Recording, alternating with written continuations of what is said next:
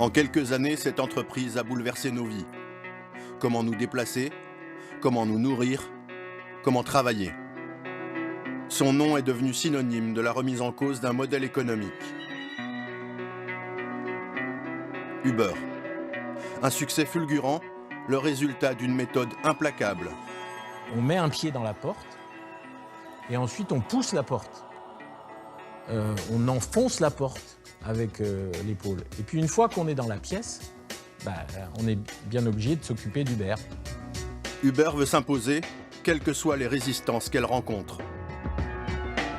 Ils avaient un sentiment à la fois de toute puissance et puis qu'ils étaient en train de révolutionner le monde du transport et de la mobilité. C'était pas de la provocation, ils étaient sûrs de leur force et c'était encore pire. C'est-à-dire que même la loi ne leur faisait pas peur. Je n'avais pas de doute sur le fait qu'ils essaient d'aller voir sans doute au niveau des administrations, des ministères, pour essayer de négocier quelque chose au-dessus de moi. On me dit des choses et le contraire est fait. La loi est contournée, on m'explique que la loi n'est pas contournée. Uber veut aller vite, la fin justifie les moyens. L'application n'aurait jamais eu autant de parts de marché aussi vite si tout avait été fait dans les règles. C'est l'histoire jusqu'ici secrète de l'ubérisation. Bienvenue dans les Uber Files. Une fuite de documents internes provenant des échelons les plus hauts du groupe Uber, obtenue par le journal britannique The Guardian, est transmis au consortium international des journalistes d'investigation, l'ICIJ. 182 gigas de données qui incluent plus de 80 000 emails, des documents internes, des SMS ou encore des messages WhatsApp. Les Uber Files révèlent comment Uber a conquis le monde, ainsi que les stratégies adoptées pour déréguler le marché. Face à ses nombreux adversaires, dans un contexte réglementaire difficile, la stratégie d'Uber est clairement énoncée. Comme l'indique cette présentation interne consacrée au marché européen. La meilleure défense, c'est l'attaque. En utilisant toutes les armes à sa disposition, en assumant les conséquences, une pyramide d'emmerde. Chauffeurs poursuivis, enquêtes administratives et judiciaires. Un plan de bataille en bonne et due forme, où la France fait figure de cible prioritaire. C'est d'ailleurs à Paris que Travis Kalanick, le fondateur et PDG d'Uber, dit avoir eu l'idée de créer l'entreprise, un soir où il n'arrivait pas à trouver de taxi. En France, les autorités n'ont pas vu venir la vague qui allait tout balayer. Les textes ne sont plus adaptés. Uber s'engouffre dans la brèche. Quand vous voulez devenir chauffeur de taxi en France, il faut acheter une licence. Pour devenir chauffeur Uber, c'est tout simple. Il faut déposer un dossier à une commission qui est au ministère de l'économie et vous n'avez rien besoin de payer, vous avez un coup de tampon et vous devenez chauffeur Uber. Et donc, il y a des milliers de chauffeurs Uber qui arrivent et donc les taxis, eux, décident de se mettre en grève. Le gouvernement français lui-même est divisé.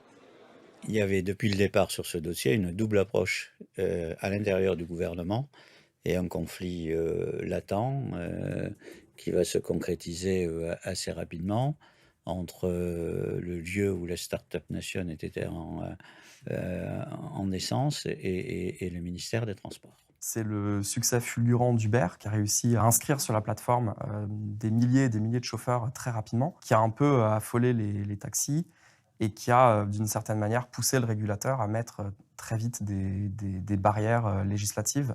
Et donc ça, c'est l'origine de la loi Thévenoud, qui vient effectivement encadrer de beaucoup plus près une activité qui n'était pas censée avoir autant de succès aussi vite.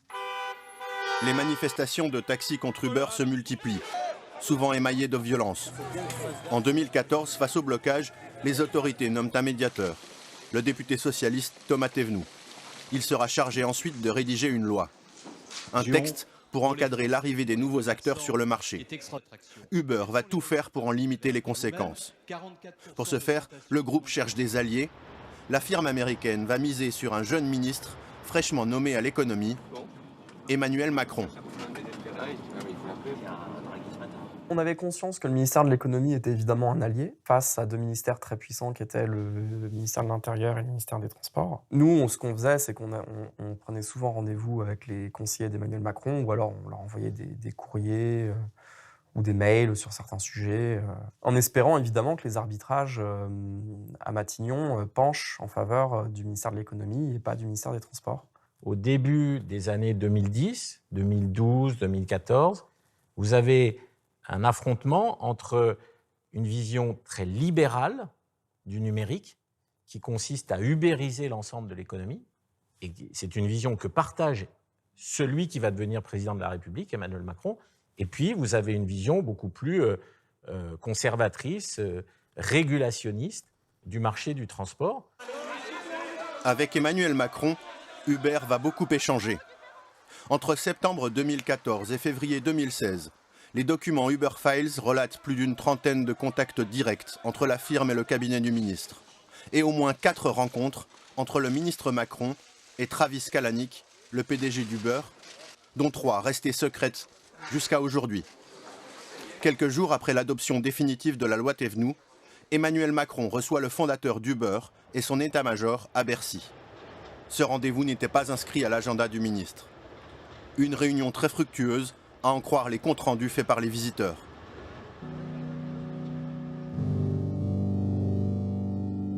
Meeting méga top avec Emmanuel Macron ce matin. La France nous aime après tout. Se félicite Mark McGann, le lobbyiste d'Uber pour l'Europe. À d'autres collègues, il écrit encore. En un mot, spectaculaire, du jamais vu. Beaucoup de boulot à venir, mais on va danser bientôt. Si l'équipe d'Uber se réjouit, c'est que le ministre aurait montré un désir clair de travailler autour de la législation Thévenoud. La loi Thévenoud instaure de nouvelles conditions d'accès à la licence VTC, les véhicules de transport avec chauffeur. Pour conduire des gens, il faut une formation, une assurance, des qualifications. Et c'est pour ça que dans la loi Thévenoud, ma loi, il y a une exigence de formation sur les VTC. Uber veut à tout prix affaiblir la réglementation. Modalité d'examen, d'heures de formation, la firme américaine veut le moins d'obstacles possible pour ses chauffeurs. Un plan de bataille est élaboré en étroite concertation avec le ministre de l'économie. En témoigne ce mail du 21 janvier 2014, rédigé par Maxime Drouineau. La veille, Emmanuel Macron a de nouveau rencontré Travis Kalanick. Le ministre serait favorable à une licence light pour les VTC et à un allègement significatif des conditions requises, renforcées par la loi Thévenoud. Pour y parvenir, Uber va profiter des débats parlementaires relatifs à la loi Macron, alors en discussion à l'Assemblée nationale. Dans son mail, Maxime Drouineau explique le plan. Nous nous sommes mis d'accord avec Emmanuel Macron sur un process en 2 temps.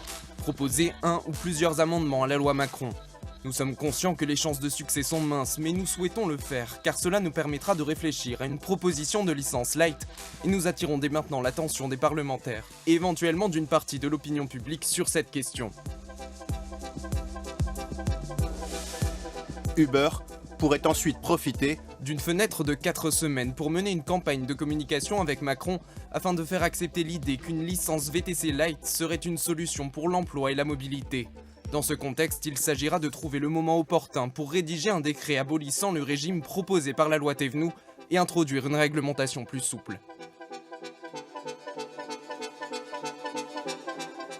Uber rédige en urgence des amendements à la loi Macron et les envoie à des députés réputés favorables, par exemple au député socialiste Luc Belot. Thibault Saint-Phal, le directeur d'Uber France, se félicite de la coopération du parlementaire. Bon appel avec Luc Belot, député socialiste, soutien clé des VTC et d'Uber. Il veut que le dossier VTC avance. Contacté, Luc Belot reconnaît avoir déposé bon nombre d'amendements pour Uber et dit les assumer totalement. À l'Assemblée, c'est Emmanuel Macron qui prend le relais. C'est tout le problème. Il y a plusieurs amendements qui sont déposés de tous bords. J'ai vu en particulier les amendements de M. Belot sur le sujet qui viennent à rouvrir le débat. Moi, je partage une partie de la philosophie sur le fond de ces amendements. Comme prévu, les amendements de Luc Belot ne seront pas adoptés. Mais un décret en reprendra les grandes lignes. Le gouvernement réduira la durée de formation requise pour une licence VTC de 250 heures à 7 heures. La haute hiérarchie du groupe Uber est consciente de l'accès privilégié qu'elle entretient avec le ministre de l'économie. En septembre 2015, le lobbyiste Mark McGann écrit à Emmanuel Macron. Uber a une reconnaissance énorme à votre égard. L'ouverture et l'accueil dont nous bénéficions sont peu usuels dans les relations gouvernement-industrie. Le ministre le remercie 5 jours plus tard. Merci, tenez-moi au courant. À la fin de l'année, Alexandre Quintarquègre, directeur des affaires publiques pour Uber France, est confiant dans l'avenir. Il annonce à Mark McGann Des good news du Cap Macron. Il affirme que Uber a Le full support de Macron. Nos messages sont bien passés, ils ont fini par me balancer pas mal d'informations pour travailler à un régime VTC Light sur l'examen. McGann répond Super encourageant. Donc Macron est un véritable allié, nous qui doutions de lui. S'ils ont eu des doutes sur le soutien d'Emmanuel Macron, c'est parce qu'ils avaient passé un accord avec lui et se demandaient s'il allait tenir parole. Un deal révélé par les Uber Files. À l'été 2015, UberPop, l'application de covoiturage qui permet à n'importe quel conducteur de s'improviser chauffeur de transport, attise la colère des taxis. Moi, j'arrive dans un contexte qui est évidemment assez compliqué, très explosif. Quelques semaines avant l'explosion de fin juin 2015, où il y a ces images catastrophiques pour le pays, la violence, des touristes qui sont obligés de terminer leur course à pied sur l'autoroute pour rejoindre les aéroports parisiens parce qu'il y a des blocages. C'est une situation qui est pas tenable. Pour les autorités françaises aussi, la coupe est pleine. De ne pas respecter les règles du droit, de ne pas respecter les règles sociales, de ne pas respecter les règles fiscales, c'est illégal. Donc ce groupe UberPop doit être dissous et déclaré illégal. Mais Uber a longtemps refusé de suspendre le service. Les chauffeurs UberPop ont inondé le marché. Ils rapportent beaucoup de courses au groupe. Les policiers multiplient les contrôles, mais cela ne suffit pas à calmer la situation. Uber doit mettre fin à UberPop. Les documents Uber Files lèvent le voile sur cet épisode. Selon eux, Emmanuel Macron aurait passé un accord avec le ministre de l'Intérieur, Bernard Cazeneuve. Les termes de l'échange sont simples. Si Uber accepte de suspendre Pop, alors les conditions d'obtention des licences VTC seront allégées dans la réglementation à venir. Le 3 juillet 2015, le PDG du groupe, Travis Kalanick, envoie un SMS à Emmanuel Macron. Il s'inquiète.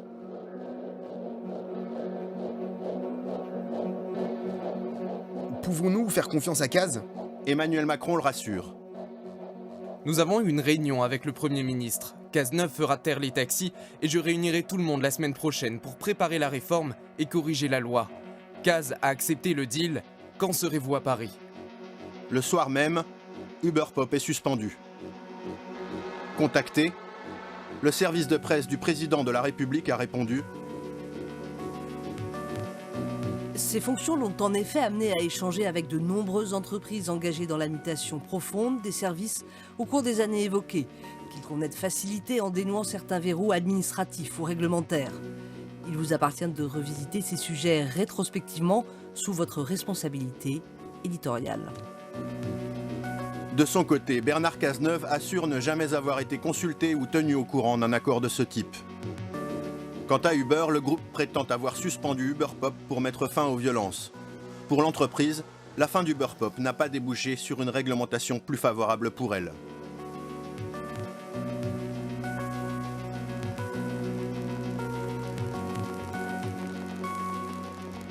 En ce début d'été 2015, alors que le groupe négocie avec le gouvernement français, Uber est dans le collimateur de plusieurs services d'enquête. Des perquisitions qui, effectivement, ont eu lieu dans les bureaux à Paris, dans d'autres bureaux aussi. En fait, faisaient partie de la vie de l'entreprise et on avait un peu conscience, quand on travaillait chez Uber, qu'on était exposé à ce genre de choses et qu'on travaillait dans une entreprise qui n'était pas commune de ce point de vue-là. Les Uber Files révèlent comment le groupe a réagi face à cette menace. Exemple, le 6 juillet 2015 au matin, des enquêteurs débarquent au siège d'Uber à Paris pour perquisitionner les locaux. Alexandre Quintarquègre donne l'alerte. Direction des finances publiques à l'accueil, sont une vingtaine au total. Le lobbyiste Mark McGann répond « Besoin de leur identification exacte avant SMS à Macron. Quel ministère de tutelle ?» Réponse, des agents du fisc qui dépendent du budget. Mark McGann écrit alors à Emmanuel Macron. Désolé de vous embêter, mais descente en ce moment d'une vingtaine de fonctionnaires de la direction des finances publiques. Ils disent qu'ils vont mettre les dirigeants en garde à vue. Nous avions l'espoir de pouvoir atteindre le fameux climat d'apaisement dès ce week-end. Pouvez-vous demander à vos services de nous conseiller ? Aucune réponse d'Emmanuel Macron à ce message ne figure dans les Uber Files. Ce n'est pas la première fois qu'Uber tente de faire intervenir le ministre de l'économie. Dès octobre 2014, Uber s'inquiète. La DGCCRF, la répression des fraudes, sous tutelle d'Emmanuel Macron, enquête sur Uberpop. Selon les dirigeants d'Uber, lors de la réunion du 1er octobre 2014, Emmanuel Macron les a rassurés et a demandé à ce que les agents de la DGCCRF ne soient pas trop conservateurs dans leur approche. Mais quelques jours après la réunion de Bercy, le directeur juridique du groupe s'inquiète. Il écrit « La DGCCRF est en train d'enquêter. Nous tentons de ralentir autant que possible l'enquête. Les risques de perquisition sont élevés depuis l'adoption de la loi Thévenoud et nous nous préparons à cette éventualité. »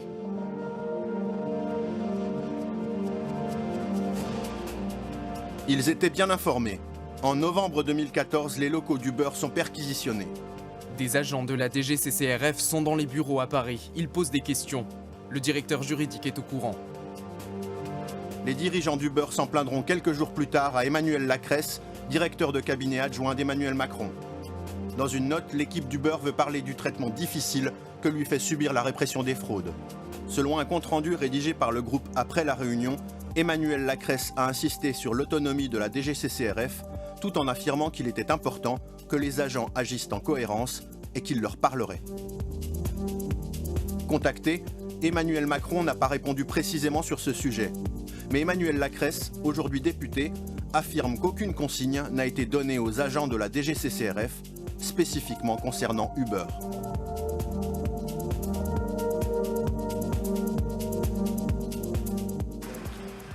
Pour faire face aux enquêtes qui le menacent, le groupe Uber ne s'est pas contenté de faire pression sur les politiques. Les Uber Files révèlent aussi qu'il a eu recours à des moyens technologiques pour empêcher les enquêteurs d'accéder aux informations contenues sur les ordinateurs du groupe lors des perquisitions. Le principe est simple. Dès qu'une descente de police est signalée dans un pays, l'alerte est donnée. Les services informatiques ont pour ordre de couper l'accès aux serveurs du groupe à tous les ordinateurs du site concernés par la perquisition. Le tout se fait à distance et les enquêteurs ne voient plus rien sur les ordinateurs. Chez Uber, on appelle cela le kill switch, un coupe-circuit. L'outil est connu au plus haut niveau de l'entreprise. Le 7 avril 2015, une descente de police est en cours au siège européen de Uber à Amsterdam. Un email du PDG Travis Kalanick ordonne au directeur Europe de faire couper l'accès au système informatique. Il écrit « S'il vous plaît, coupez l'accès dès que possible à Amsterdam. » En France, des documents attestent des mêmes pratiques. Lors de la perquisition par la DGCCRF en novembre 2014, Zach de Kievit, directeur juridique, ordonne de couper l'accès. C'est fait, répond Paris quelques minutes plus tard. Autre exemple, le 16 mars 2015, c'est encore le directeur juridique qui prévient. Entre 20 et 25 policiers sont dans les locaux d'Uber France avec un procureur. L'accès informatique pour les employés a été coupé. Mais l'usage le plus détaillé de Kill Switch est révélé par des échanges internes lors de la perquisition fiscale du 6 juillet 2015. Alexandre Quintarquègre alerte Mark McGann. Dernière nouvelle, contre l'ouverture des ordinateurs, ils ont menacé les managers de garde à vue. Je sais qu'ils regardent les ordis de Droulers, Mola, Celia. Suite un autre message. Ils n'ont rien trouvé. Ça n'étonne pas le chef lobbyiste qui répond « On a coupé l'accès au cloud. » Quintarquègre prévient Mark McGann. Important, n'écris plus aux managers. Certains ordis sont ouverts et parfois affichent les SMS. Malgré tout, Mark McGann écrit au directeur de Uber France et lui conseille un scénario bien rodé. Essaie quelques ordinateurs, simule la confusion quand tu n'arrives pas à obtenir l'accès, dis-leur que l'équipe informatique est à San Francisco en plein sommeil, que de toute façon tout est contrôlé aux Pays-Bas et qu'ils devraient écrire à Uber Pays-Bas. La réponse ne tarde pas.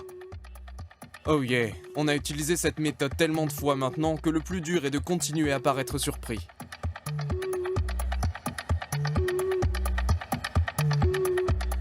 Killswitch est encore activé le 13 octobre 2015. C'est l'URSSAF qui vient contrôler Uber.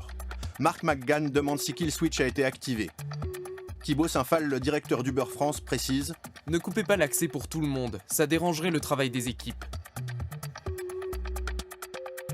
Coupez seulement François et Thomas. » Preuve que le système est très précis quant au ciblage. Les Uber Files révèlent aussi que Uber a tout prévu en cas de descente de police. Au siège européen du groupe, à Amsterdam, des procédures sont mises en place.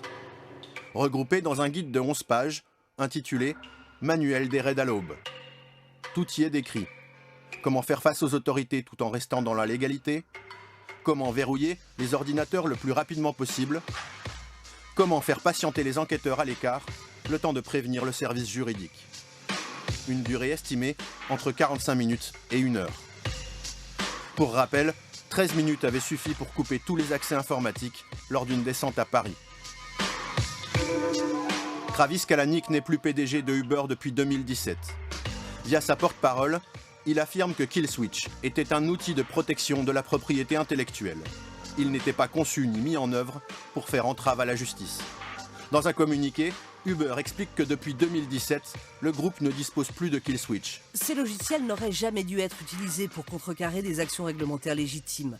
Nous ne contestons pas le fait que ce type de logiciel ait pu être utilisé en France. Il n'aurait pas dû être utilisé de la manière dont il l'a été. Aujourd'hui, nous traitons toute demande émanant des forces de l'ordre à la lettre et dans l'esprit de la loi.